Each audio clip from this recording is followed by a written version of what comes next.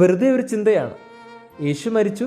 നസ്രത്തിലെ വീട്ടുമുറ്റത്ത് നാട്ടുകാരെല്ലാവരും ഒരുമിച്ച് കൂടി. കൂട്ടം കൂട്ടമായി നിന്ന് പലതും സംസാരിക്കുകയാണ്. ചിലർ പറഞ്ഞു ആരോ ഒറ്റിക്കൊടുത്തെന്നാണ് കേട്ടത്. വേറെ ചിലർ പറഞ്ഞു അടിച്ച് അവശനാക്കി രാത്രിയോളം അവനെ വേദനിപ്പിച്ചു എന്നാണ് കേട്ടത്. വേറെ ചിലർ പറഞ്ഞു എന്തോ വലിയ തെറ്റ് ചെയ്തിട്ടുണ്ട്, ഇല്ലെങ്കിൽ കൊല്ലില്ലല്ലോ. വ്യത്യസ്തമായ സംസാരം അവസാനം മറിയത്തോട് ചോദിക്കാമെന്നായി.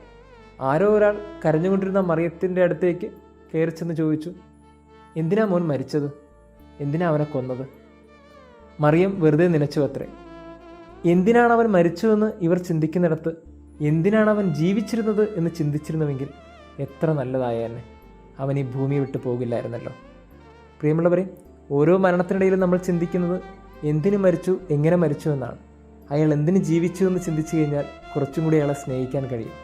കൂടെയുള്ള മനുഷ്യരെയൊക്കെ കുറച്ചും കൂടി മനസ്സിലാക്കണമെന്ന് തോന്നുന്നു.